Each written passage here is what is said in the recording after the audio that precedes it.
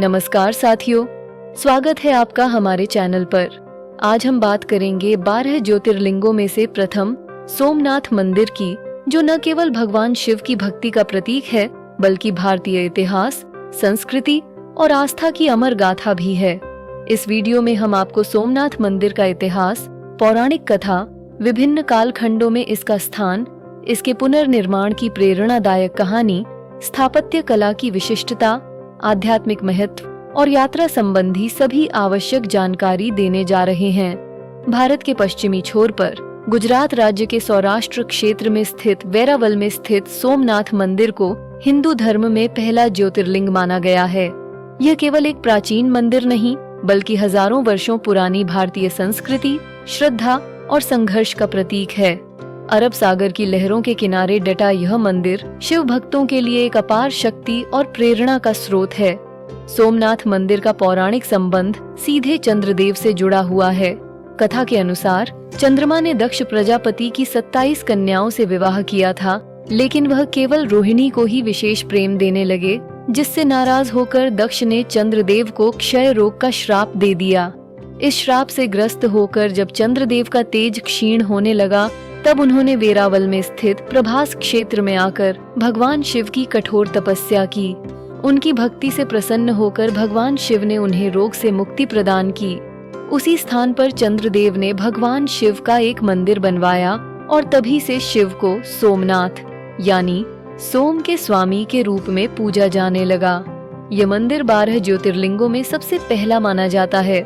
सोमनाथ मंदिर का इतिहास भारत की वीरता, सहनशीलता और श्रद्धा की शक्ति को दर्शाता है। इसका मूल निर्माण वैदिक काल में माना गया है और इसका उल्लेख ऋग्वेद, महाभारत और शिव पुराण जैसे प्राचीन ग्रंथों में भी मिलता है। ऐसा माना जाता है कि 7वीं सदी में चालुक्य वंश के राजा मूल राजा ने इस मंदिर का पहला भव्य निर्माण कराया था। परंतु सोमनाथ का इतिहास केवल निर्माण का नहीं बल्कि विध्वंस और पुनर्निर्माण की अनगिनत गाथाओं का इतिहास है। ईस्वी सन 1026 में महमूद गजनी ने इस मंदिर को लूटा और नष्ट कर दिया। इसके बाद अलाउद्दीन खिलजी और औरंगजेब जैसे कई आक्रांताओं ने भी इसे ध्वस्त करने के प्रयास किए। विशेष रूप से 1706 में औरंगजेब ने इसे गिराने का आदेश दिया था, लेकिन हर बार जब यह मंदिर टूटा, श्रद्धालु भक्तों ने अपनी अटल आस्था से इसे फिर से खड़ा कर दिया। यही कारण है कि सोमनाथ मंदिर केवल पत्थरों की इमारत नहीं बल्कि यह आस्था का अडिग दुर्ग है, जो हर आघात के बाद और भी दृढ़ होकर उभरा। भारत की स्वतंत्रता के बाद जब देश नव निर्माण की ओर अग्रसर था, तब लौह पुरुष सरदार वल्लभ भाई पटेल ने सोमनाथ मंदिर के पुनर्निर्माण का संकल्प लिया। उनके नेतृत्व में और प्रसिद्ध वास्तुकार प्रभाशंकर सोमपुरा की देखरेख में मंदिर का पुनर्निर्माण हुआ। 1951 में भारत के प्रथम राष्ट्रपति डॉक्टर राजेंद्र प्रसाद ने इस मंदिर का उद्घाटन किया और इसे एक बार फिर अपनी पूर्ण गरिमा में भक्तों के लिए समर्पित कर दिया गया। आज का सोमनाथ मंदिर मेहरू गुर्जर चालुक्य स्थापत्य शैली का अद्भुत उदाहरण है। इसका शिखर 155 फीट ऊंचा है और इसमें गर्भगृह, सभा मंडप तथा सुंदर नक्काशीदार स्तंभ मौजूद हैं। सबसे अनोखी बात यह है कि मंदिर का मुख्य द्वार समुद्र की ओर इस प्रकार बना है कि वहां से 5000 किलोमीटर तक कोई भी स्थलीय भूमि नहीं है। मंदिर परिसर में एक स्तंभ पर लिखा है कि समुद्रांत दक्षिण ध्रुव तक कोई भी रुकावट नहीं है, जो दर्शाता है कि भगवान शिव की उपस्थिति अनंत और सर्वव्यापी है। धार्मिक दृष्टि से सोमनाथ मंदिर का अत्यधिक महत्व है, क्योंकि यह वह स्थान है जहां भगवान शिव स्वयं दिव्य ज्योति के रूप में प्रकट हुए थे।